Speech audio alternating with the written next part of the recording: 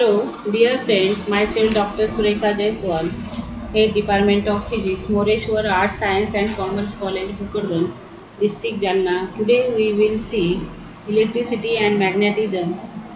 Course code number PHY 105, paper 5, semester 2nd. Now today's topic are differential form of Ampere's law, moving coil ballistic galvanometer, expression for charge, and example. Now in this chapter we already discussed in previous lecture these some important formulae which are remember here. Coulomb's law. So for this Coulomb's law, the force between 2 points is directly proportional to the product of the charges and inversely proportional to the square of distance between them. We can calculate here using the Coulomb's law. F is equal to 1 upon 4 pi epsilon 0 q1 q2 upon r square.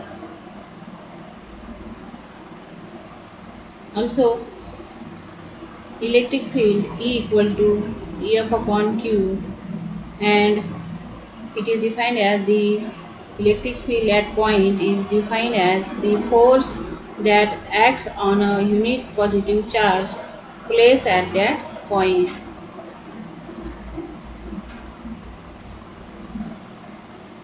Also we discuss about flux of electric field, that is given by phi equal to integral line integral E into ds. And also we know Gauss law, the total flux of the electric field E over any closed surface is equal to 1 upon epsilon 0 times the total net charge enclosed by the surface, and it is given by the formula phi equal to line integral E into ds equal to q upon epsilon 0.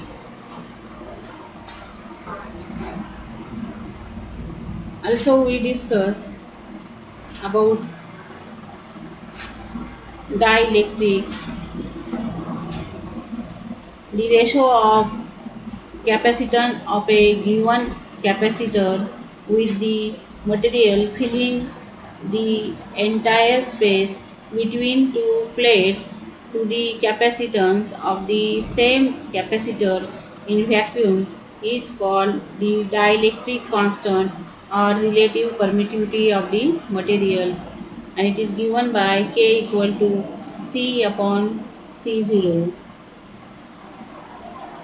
Here C is the capacitance with dielectric material and C0 that Indian dielectric constant of the material is given by. Also we can see about electric polarization. P is defined as the product of P, the curve of vector dipole moment of each molecule in the field direction, the number of molecules per unit volume. Polarization P is defined as the dipole moment per unit volume. Now see here differential form of Ampere's law.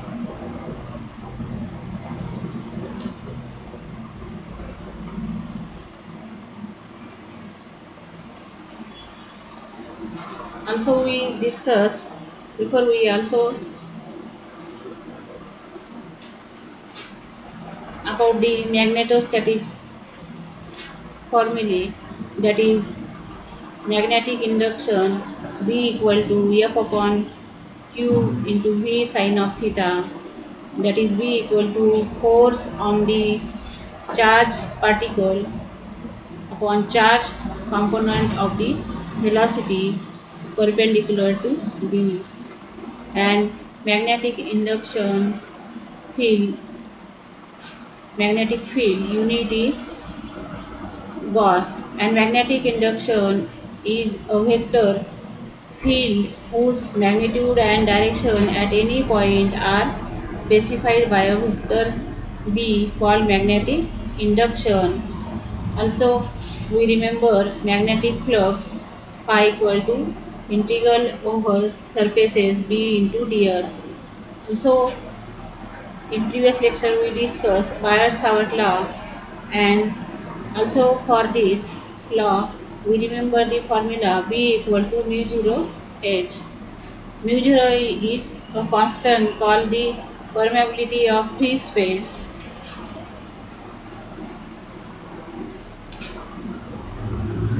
Now, Ampere's circular law, also seen in previous lecture, that is the line integral for a closed curve is equal to mu 0 times the net current I through the area bounded by the curve, and it is given by line integral B dl equal to mu 0 I, where mu 0 is permeability constant. Now see here in that lecture differential form of Ampere's law. Let J be the current density in an element ds of the surface bounded by the closed path, then total current I equal to integral over surface S J into ds. Now, line integral B dl equal to mu 0 integral over surface S J ds using Stokes theorem. Line integral B dl equal to integral over surface S curl of B ds. Curl of B ds equal to mu 0 J dot ds. So curl of B equal to mu 0 J. This is the differential form of Ampere's law.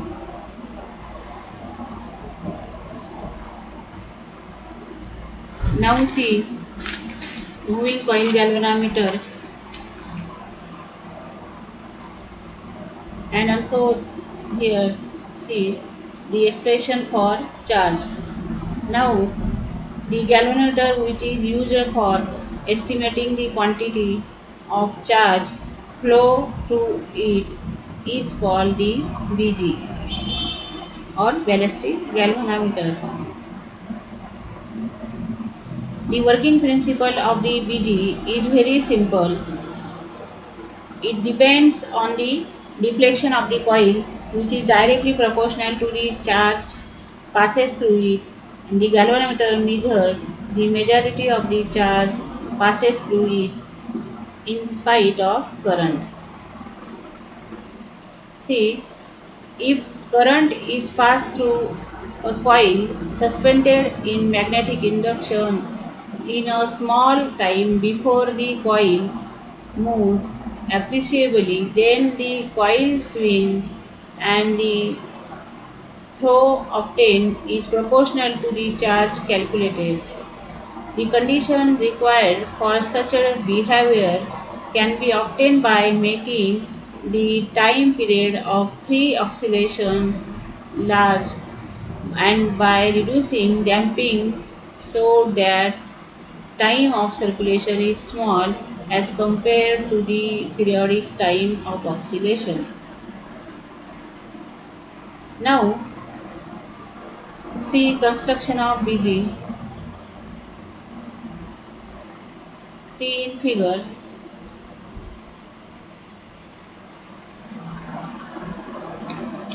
The BG consists of coil of copper wire which is wound. See here in figure that ballistic galvanometer is consist of a coil of copper wire which is wound on the non-conducting frame of the galvanometer.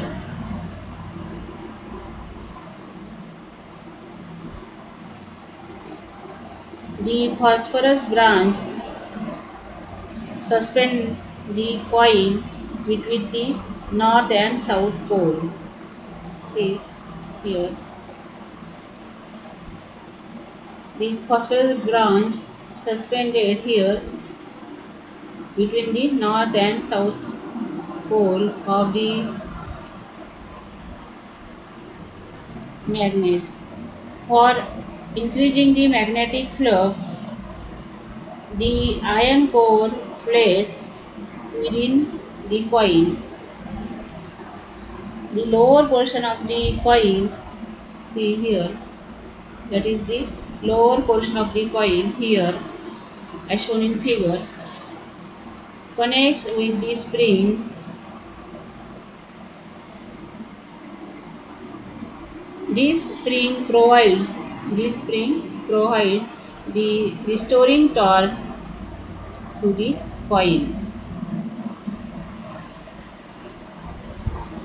The construction of a moving coil ballistic galvanometer is similar to that of a dead weight galvanometer, except that the EMI of the coil is large, of the time period of swing of the coil is made large, and the coil of insulated wire is wound on a cylindrical piece of or bamboo frame, and couple per unit twist K is small. The principle of the ballistic galvanometer is that a conductor carrying current, when placed in magnetic field, experiences a force in a direction given by Fleming left hand rule. Its construction is shown in figure. It consists of a rectangular coil of wire of many turns wound on a non-magnetic metallic frame and is suspended between two strong permanent magnetic poles. A soft iron cylinder is fixed to the frame of galvanometer at the center of the coil and is detached from it. The pole pieces are cylindrical so that the magnetic field is radial in any position of the coil. Figure represents the front view of the galvanometer and the top view. So here we see about the ballistic galvanometer BG, which is used for estimating the quantity of charge flow through its called the ballistic galvanometer. And here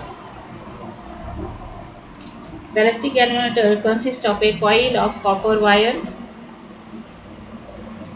which is, see here, which is wound on the non-conducting frame of the galvanometer. The phosphorus branch suspend the coil between the north and south pole of a magnet. For increasing the magnetic flux, the iron core placed within the coil, and the lower portion of the coil is connected with the spring. This spring provides the restoring torque to the coil. Now see, when a charge capacity is connected to a moving coil galvanometer, charge Q goes through the coil in a fraction of a second. Current flow only for a moment. It produces a momentary couple BIAN. It gives a sort of impulse or a jerk to the coil which set it in motion. The coil has angular acceleration d2 theta by dt square As stated before, this couple is momentary. Thereafter, there is no further driving couple.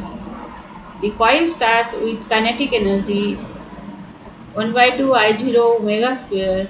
Here, I0 is moment of inertia of the coil, depends upon mass and size of the coil. Driving couple equal to moment of inertia into angular acceleration. Therefore, B into I an equal to I0 d omega by dt, but I equal to dq by dt.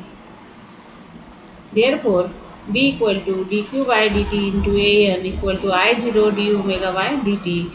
So, B an dq equal to I0 d omega. Integrating above equation, we get integral of B a n dq equal to integral of I0 d omega. That is B a n into q equal to I0 omega. Therefore, q equal to I0 omega upon B into A into L. Momentary couple imparts kinetic energy to the coil. With this, it starts rotating. As it moves, the dispersion fiber is twisted and kinetic energy gradually diminishes. After reaching angle theta, the kinetic energy is totally exhausted.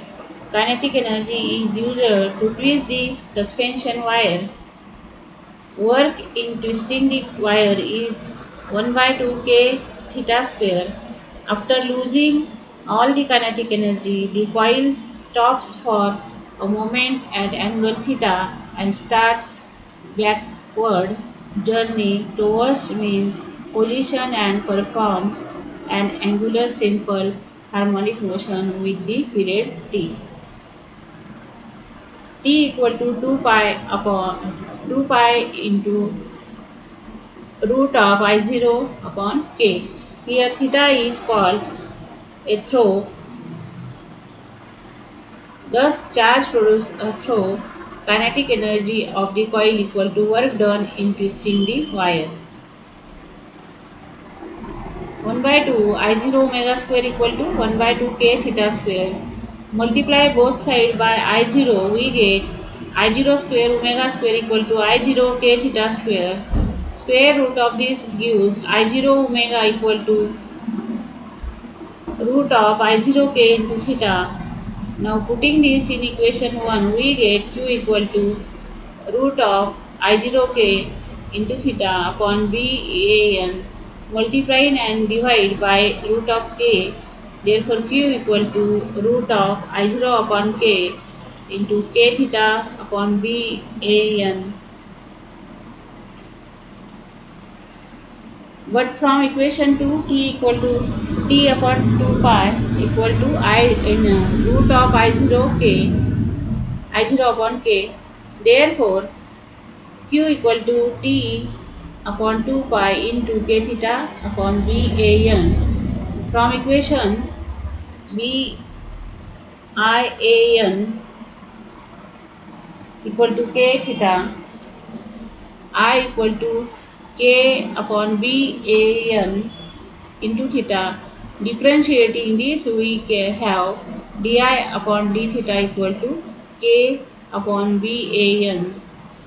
So substituting this in equation 3, we get q equal to t upon 2 pi into di upon d theta into theta. This is the equation for measurement of charge. Now see examples. The magnitude of field vector H at a radius of 1 meter from a long conductor is 2 ampere per meter. Find the current in the wire. According to Ampere's law, the current in the wire is given by I equal to line integral H into dl equal to H into 2 pi r. So 2 into 2 into 3.14 into 1. So that is equal to I equal to 12.56 ampere. Now next example, a solenoid of 100 a solenoid of 1200 turns is wound uniformly in a scenes layer on glass tube 2 meter long and 0.2 meter in diameter. Find the magnetic induction at the center of the solenoid when a current of 2 ampere flows through it. The length of the solenoid is 10 times the diameter so that the formula for a long solenoid can be used here. N equal to 1200, L equal to 2 meter and I equal to 2 ampere, that is given here. So mu 0 equal to 4 pi into 10 raised to minus 7 Weber per ampere per meter. So B equal to mu 0 I into N upon L. So B equal to 4 pi into 10 raised to minus 7 into 2 into 1200 upon 2.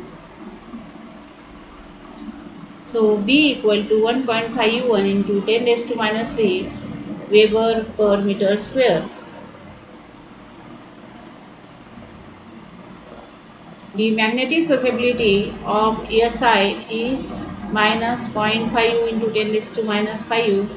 What is the intensity of magnetization and magnetic flux density in a magnetic field of intensity 9.9 into 10 raised to 4 ampere per meter?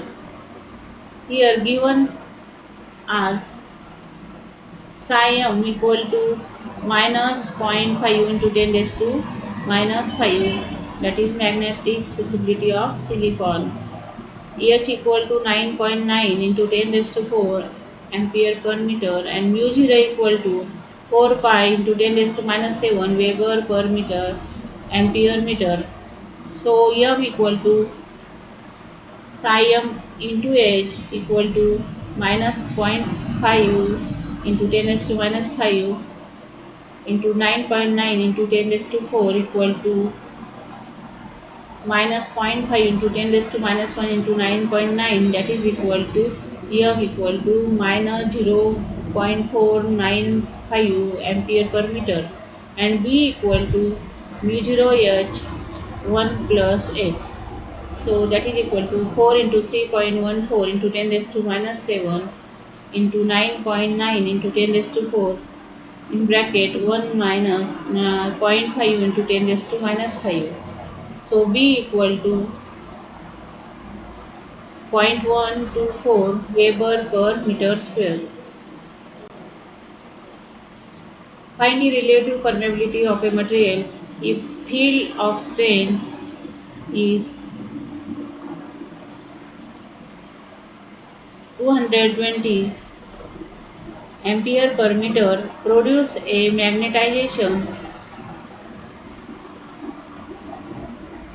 3300 ampere per meter in it. Given H is equal to 220 ampere per meter and M equal to 3300 ampere per meter. Psi equal to M upon H, that is equal to 3300 upon 220 equal to 330 upon 22 equal to 15. So mu r equal to 1 plus x psi equal to 1 plus 15 equal to 16. Magnetic field intensity, a specimen is 10 raised to 6 ampere per meter. If susceptibility is 1.5 into 10 raised to minus 3, then calculate flux density and magnetization. So here H equal to 10 raised to 6 ampere per meter and psi equal to 1.5 into 10 raised to minus 3.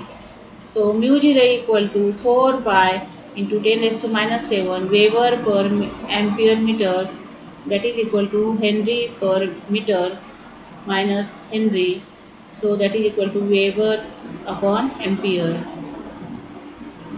Magnetization M equal to psi h, so equal to 1.5 u into 10 raised to minus 3 into 10 raised to 6 equal to 1.5 u into 10 raised to plus 3 ampere per meter. So B equal to mu 0 h plus psi h equal to mu 0 h into 1 plus psi. So B equal to 4 into 3.14 into 10 raised to minus 7 into 10 raised to 6 into 1 plus 1.5 into 10 raised to minus 3. So here B equal to 1.256 into 1.0015 equal to 1.258 Weber per meter square. Now next example, a magnetic material has M equal to 3300 ampere per meter and B equal to 0.0044 Weber per meter square. Calculate H and psi mu r. So M equal to 3300 ampere per meter and B equal to 0.0044 Weber per meter square. So mu 0 equal to 4 pi into 10 raised to minus 7 Weber per ampere. So B equal to mu 0 H plus M. So here from this equation we calculate H equal to B minus mu 0 M upon mu 0 equal to B upon mu 0 minus mu 0 upon mu 0 M. So B upon mu 0 minus M. So putting the value here, H is equal to 0.0044 upon 4 into 3.14 into 10 raised to minus 7 minus 3300. So after simplification we get H is equal to 203 ampere per meter. Thank you.